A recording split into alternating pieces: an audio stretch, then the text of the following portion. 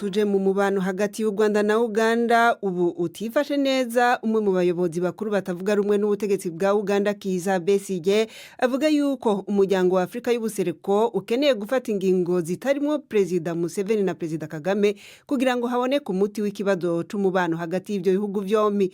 Ivyo bwana Besigye yabivuze mu kiganiro twagiranye mu ndwi iheze aho yari yagendeye studio za BBC gahuza miryango n'izindi za BBC hano i Londres. Mu vyo mugenzi wacu Jacques Nitegeka yamubajije harimo kumenya nimba atangazwa n'ubwumvikane buke buvugwa hagati y'abo ba perezida bombi kandi ari abantu bakoranye igihe kirekire.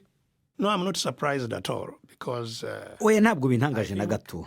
Ntekereza ko kubera ko ibibazo hagati y'u Rwanda na Uganda ntabwo ari ikibazo hagati y'amareta ubwayo. Ntekereza ko bituruka cyane ku mitekerereze ya Perezida Museveni.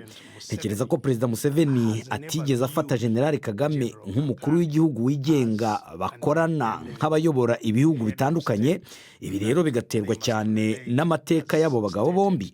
Kagame yabaye umwofisiye wo mu rwego rwo hasi mu ngabo za General Museveni, haba igihe bari mu ishyamba na nyuma y'uko afata ubutegetsi. Ntekereza rero y'uko ikibazo hagati yabo kiva kuri iyo mikoranire yabo. a problem of that relationship. Ibyo aribyo byose hashobora kuba hari ikintu gishya cyateye kino cyuka kibi. Well, I think what is causing the current situation Ntekereza ko icyateye ibirimo kuba ubu ngubu biva kuri ibyo twavugaga byatangiye mu myaka 25 ishize, kutizerana hagati y'abo bagabo bombi. Ndatekereza ko byatangiranye no gushinja u Rwanda gucengera inzego z'umutekano za Uganda ku ruhande rumwe, hanyuma abantu benshi batabwa muri yombi barimo na General Kayihura wari umukuru w'igipolisi. Biravuga yuko yari afite udutsiko mu nzego z'umutekano zakoreraga abari ku butegetsi Kigali. Ku rundi ruhande rero Uganda nayo ishinjwa gukorana n'abantu batavuga rumwe n'ubutegetsi bw'i Kigali. Ikibazo rero si ukumenya niba ari byo cyangwa atari byo, ahubwo ntekereza ko ikibazo ari umuzi w'impamvu zituma aba bagabo bombi batarebana neza.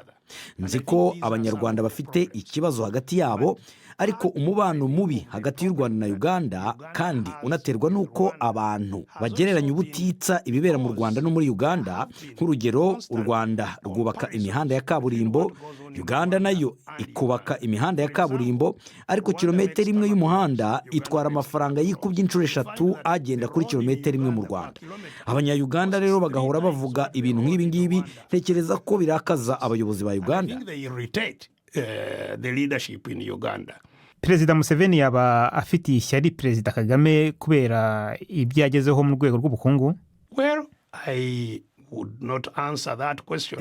Icyo kibazo ntabwo nagisubiza. Ntekereza ko Museveni ubwe ari we wagisubiza, ariko nzi neza yuko adashimishwa no kubona abantu bahora bavuga bagereranya ibyo u Rwanda rukora n'ibyo Uganda ikora. And what Uganda is doing. None se kino kibazo cyabonerwa umuti gute? Yes, I think the region needs to create mechanisms. Ntekereza ko akarere gakeneye gushyiraho ingamba zitarimo abagabo bombi, kubera ko dufite umuryango wa Afrika y'uburasirazuba ufite ibindi bihugu bitari ibingibi bibiri.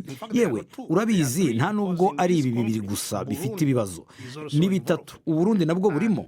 Ntekereza ko ibindi bihugu nka Kenya, Tanzania, Sudani y'Amajyepfo byagombye gufasha ibi bihugu mu gushyiraho ingamba zigamije kumenya aho ukuri guhagaze no kubonera umuti aya mashyamirane, kuko aya mashyamirane ariho kandi amaze igihe kirekire. But the conflicts are real and they have been going on for quite some time. Kizza Besigye.